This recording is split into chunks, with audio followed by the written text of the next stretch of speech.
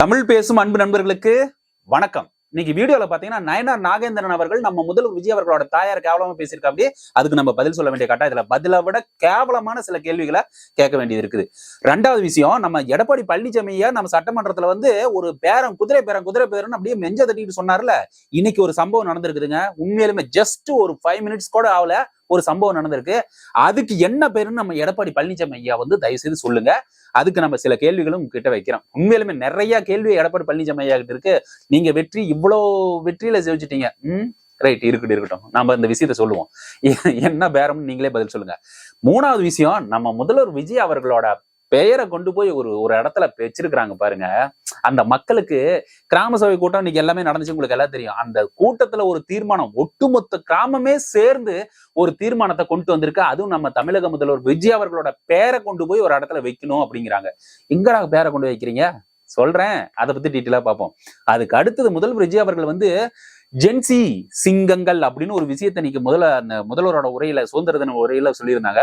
அது என்னப்பா ஜென்சி சிங்கங்கள், இதை பத்தியும் டீட்டெயிலா பார்ப்போம். ஸோ இந்த 4 விஷயத்தை முழுக்க இந்த வீடியோல பார்க்க போறோம். அதுக்கு முன்னாடி நம்ம எப்பயும் ரெக்வஸ்ட் பண்றது, அந்த கமெண்ட் செக்ஷன் அப்படி இழுத்தீங்கன்னா அதுல ஹைப்னு ஒரு ஆப்ஷன் வரும். அது கொடுத்தீங்கன்னா பெரிய உந்துலா இருக்கும். Subscribe button bell icon click பண்ணி நம்ம போடுற வீடியோ நோட்டிபிகேஷன் உங்க மொபைலுக்கு வரும். லைக்கும் ஷேரும் கொடுத்தீங்கன்னா நீங்க பார்த்த உணர்வு மற்றவர்களும் அதே உணர்வை பெறுவார்கள் அப்படின்னு சொல்லிட்டு நேரா விஷயத்துக்குள்ளே போயிடலாம்.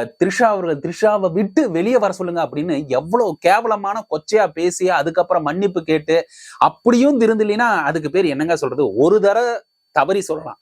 2வது முறை அந்த ஒரு தடவை தவறி சொன்னதுக்கு வானதி சீனிவாசன் அவர்கள் கூட அவர் அமைதியான சாந்த சொரூபிங்க, அவரா இப்படி எல்லாம் பேசுவாரு அப்படின்னு சொல்லிட்டாங்க. தமிழிசை சவுந்தரராஜன் அவர்கள் கூட இவ்வளவு இப்படி எல்லாம் பேசிருக்கூடாது அப்படின்னு ஒட்டுமொத்த அரசியல் தலைவர்களும் அந்த பேச்சுக்கு கண்டனம் அதிகரிச்சுது நாளுக்கு நாளும். அதனால உடனே மன்னிப்பு கேட்கிற மாதிரி கேட்டு விட்டாரு நயனார் நாகேந்திரன். ஆனா இன்னைக்கு தெரிஞ்சே ஒரு தப்பு செஞ்சிருக்கும் போது அதுக்கு தண்டனை கொடுக்கணும் இல்ல.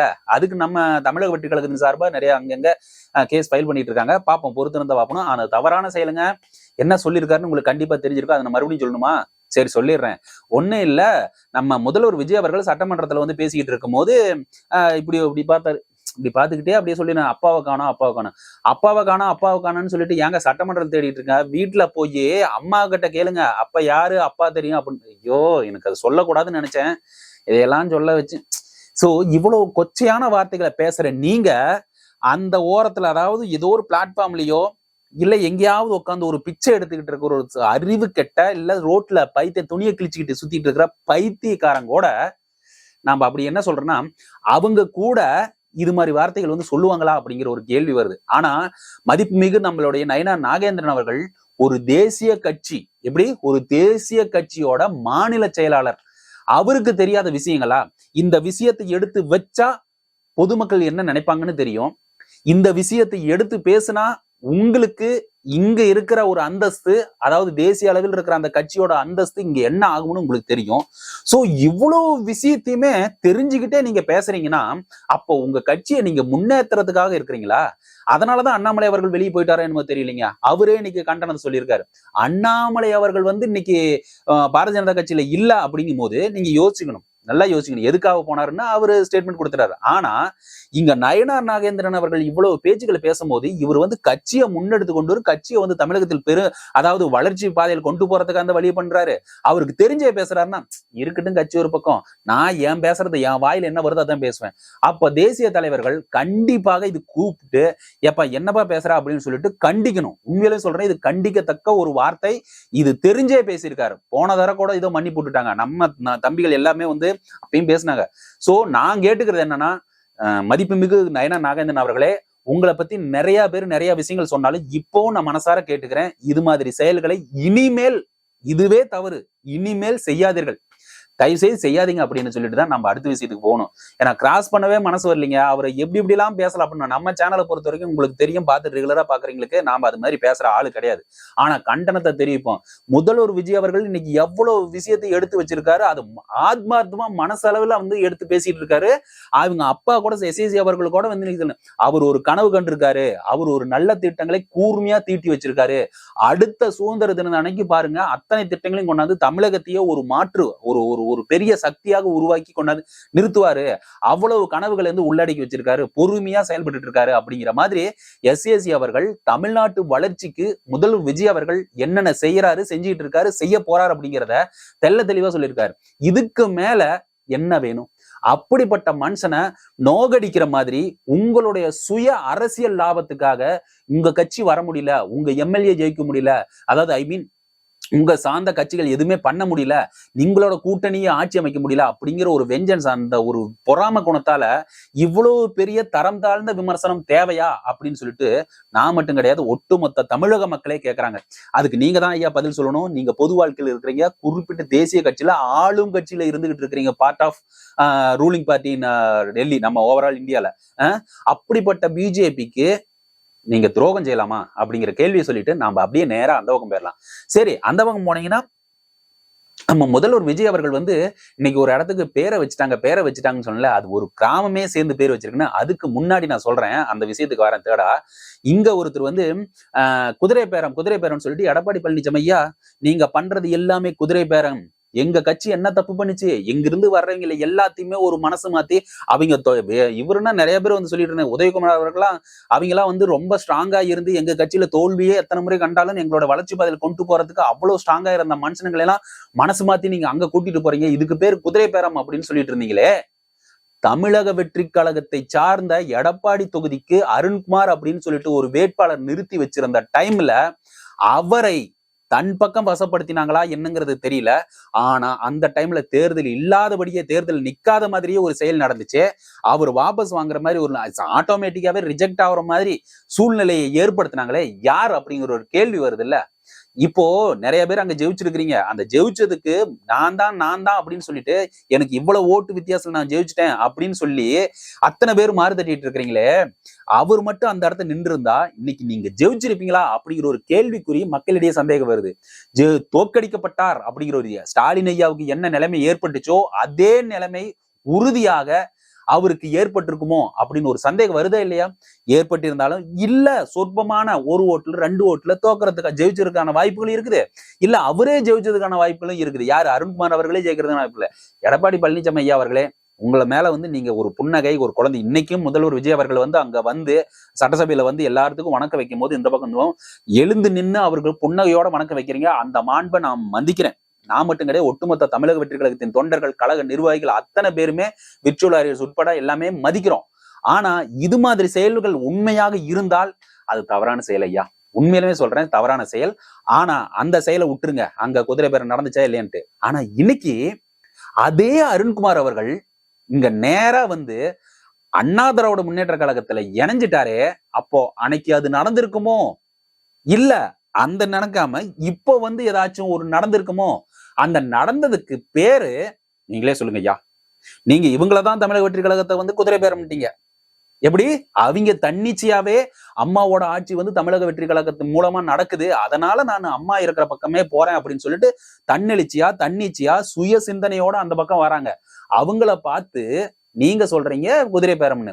அப்போ தமிழக வெற்றி கழகத்தை சார்பா நிறுத்தி வைக்கப்பட்ட அருண்குமார் அவர்கள் திடீர்னு மாயமாகி அதை வாபஸ் வாங்க ஆட்டோமேட்டிக்கா ரிஜெக்ட் ஆகுற மாதிரி பண்ணி இன்னைக்கு நீங்க வெற்றி பெற்ற பிறகு மறுபடியும் எந்த ஒருவர் தமிழக வெற்றி கழகத்தால் நிறுத்தி வைக்கப்பட்ட அருண்குமார் அந்த வேட்பாளர் உங்க கட்சியில ஜாயின் பண்றதுக்கு பேர் என்னங்க ஐயா? இது நான் மட்டும் இல்ல, பார்த்துட்டு இருக்க அண்ணா திராவிட முன்னேற்ற கழகத்தை சார்ந்தவர்களா இருந்தா இதுக்கு ஒரு பதில் நார்மல், அதாவது நாகரிகமான முறையில இந்த கருத்தை சொல்லுங்கன்னு சொல்லிட்டு நாம முதல்வர் விஜய் அவர்களுக்கு பேர் வச்சாங்கன்னு சொன்னல. விஜய் அவர்களுக்கு பேர் வைக்கலீங்க, ஒரு ரோட்டுக்கே பேர் வச்சுட்டாங்க. ரோட்டுக்கு பேர் வச்சுட்டாங்களா? ஆமாங்க. ஒரு சாலைக்கு ஒண்ணும் இல்ல, இந்த பரந்தூர் விமான நிலையம் இருந்துச்சுன்னா எவ்வளவு பெரிய விவசாயம் பாதிக்கப்படும் அப்படின்னு தெரிந்த ஒரே காரணத்தினாலதான் நம்ம முதல்வர் விஜய் அவர்கள் அன்னைக்கே திராவிட முன்னேற்ற கழகத்தை எதிர்த்து பேசினாரு. என்னன்னு சொன்னாரு?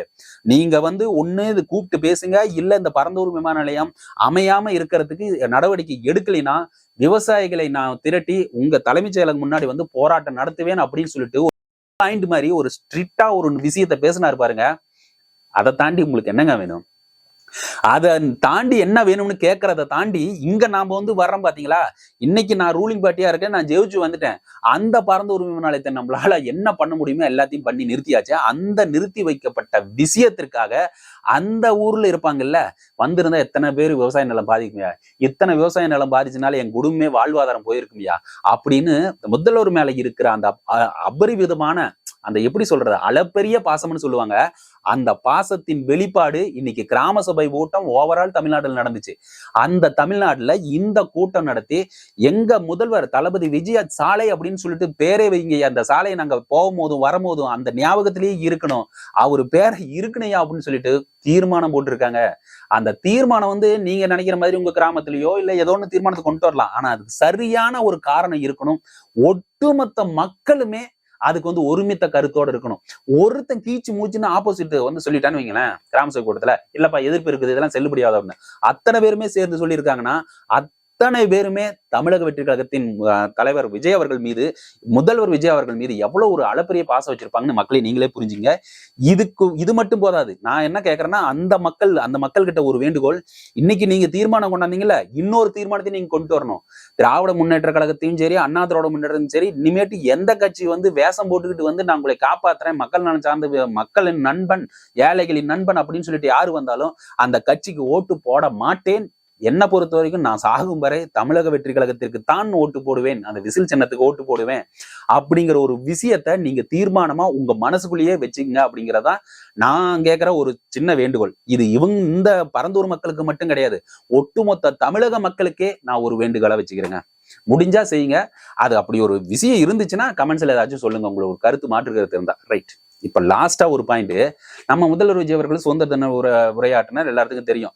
அப்போ இப்படி ஒரு கை வணக்கம் வச்சது யாராச்சும் பாத்தீங்களா? கையை இப்படி இப்படி யாராச்சும் வணக்கம் வைப்பாங்களா? ஐயா நல்லா பாருங்க, இப்படி. இது எங்க தெரியுமா பார்த்தேன், நம்ம செந்தில் அவள் தான் இப்படி பண்ணுவாரு. குட்டி புலி அப்படிங்கிற மாதிரி இப்படி ஒரு வணக்கம். யாரு இல்ல, த்ரிஷா அவர்கள். என்னடா அது இப்படி, இந்த கை நமக்கு சின்னதா தெரியுது, ஆனா இவ்வளவு நீளங்க இப்படி வந்துச்சு. அப்படி ஒரு வணக்கம் வச்சுக்கிட்டு இருந்தாங்க த்ரிஷா அவர்கள். ஒட்டுமொத்த அந்த விழாவே ஆர்வமா பார்த்துக்கிட்டு இருந்த தமிழக வெற்றி கழகத்தின் தொண்டர்கள் அப்படியே என்னடா அப்படியே தூக்கி போய் துப்புன்னு போட்ட மாதிரி இருக்குங்க. நல்லா சந்தோஷமா இருந்தோம். அப்படி அந்த பக்கம் திருப்பினா பாருங்க கேமராவை, டோட்டல் டேமேஜ். ரைட். எனிவே அவங்க என்ன பாவம் பண்ணாங்களோ அவங்க வந்தாவே பிடிக்க மாட்டேங்குது. தமிழக வெற்றி கழகம் தொண்டர்களும் சரி யாருக்குமே பிடிக்க மாட்டேங்குது. அண்ணே வேணாம்னே அப்படின்னு வேற மீம்ஸ் கிரியேட் பண்றாங்க. அது அவரோட விஜய் அவர்கள் சொன்னாங்களா அங்க வர சொல்லி என்ன அப்படின்னு சொல்லி எனக்கு தெரியல. ஆனா அவர் நாமளா ஒரு கற்பனை பண்ணிக்கிட்டு அவங்க உட்காடுறாங்க பண்றாங்க அப்படிங்கிறதெல்லாம் இல்ல. சரி, நான் அந்த விஷயத்துக்கு போல. அவர் பேசின முக்கியமான ஒரு விஷயத்த சொல்றேன். ஜென்சி சிங்கங்கள் அப்படின்னு ஒரு விஷயத்த சொன்னாங்க.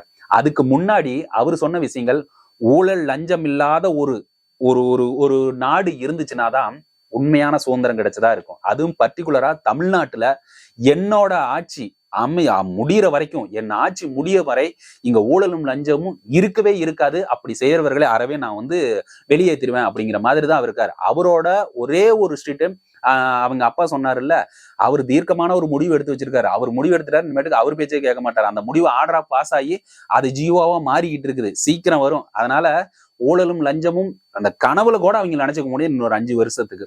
சோ அந்த ஊழல் இல்லாத லஞ்சம் இல்லாத ஒரு சுச்சுவேஷன், ஒரு சூழ்நிலை அமையுதோ அன்னைக்குதான் நமக்கு உண்மையான சுதந்திரம் கிடைக்கும் அப்படிங்கிற ஒரு விஷயத்த, அதுக்காக அந்த சுதந்திரத்துக்காக நம்ம போராடுவோம் அப்படின்னு சொல்லிட்டு எங்கூட சேர்ந்து நீங்க உறுதுணையா இருங்க அப்படின்னு மக்கள் கிட்ட ஒரு கோரிக்கை விடுத்தா, அதுவும் ஆத்மார்த்தமா அப்படி ஒரு கேஷுவலா பேசுற மாதிரி, பெரியவர்களே தாய்மார்களே அப்படின்னு பேசாம ஒரு கேஷுவலா பேசுற மாதிரி ஒரு முதல்வர் யாருக்காச்சும் கிடைச்சிருக்காங்களா?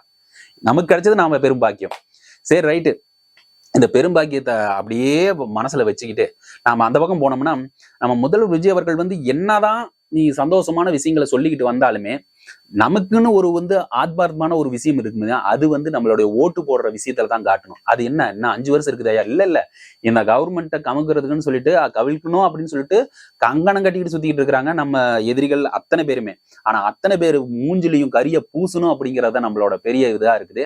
அதுக்கு நீங்க தெல்ல தெளிவாகவும் தீர்க்கமான முடிவோடு இருக்கணும்னு சொல்லிட்டு இந்த வீடியோ இதோட முடிச்சுக்கிறேன். மறக்காம இது வரைக்கும் வீடியோ பாத்தீங்கன்னா லைக்கும் ஷேரும் கொடுத்தீங்கன்னா நீங்க பார்த்த உணர்வு மற்றவங்க அதே உணர்வு பெறுவார்கள். Subscribe button bell icon click பண்ணி நம்ம போடுற வீடியோ நோட்டிபிகேஷனா உங்க மொபைலுக்கு வரும்னு சொல்லிட்டு விடைபெறுகிறேன். நன்றி, வணக்கம்.